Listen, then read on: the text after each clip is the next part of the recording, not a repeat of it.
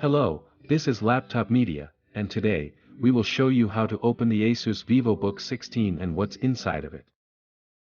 To access this notebook's internals, you need to undo 10 Phillips head screws. After that, pry the bottom panel with a plastic tool, and lift it away from the chassis. Please remember, it would be of great help to us if you just hit the like button and subscribe to our channel. That would motivate us to make even more and better videos for you. Inside, we find a 42 watt-hours battery pack. It lasts for 10 hours and 30 minutes of web browsing, or 5 hours and 30 minutes of video playback. To take it out, unplug the connector from the motherboard, and undo the 4 Phillips head screws that hold it in place.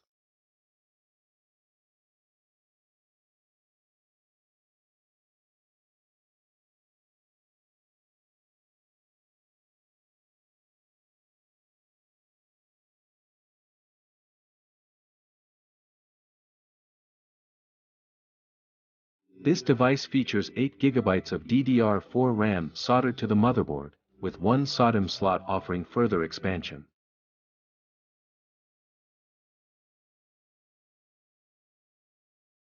As for storage, you get one M.2 PCIe X4 slot, which works with either Gen 3 or Gen 4 SSDs.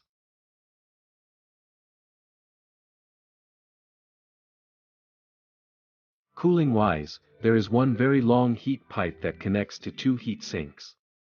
A single fan blows the heat away from the chassis.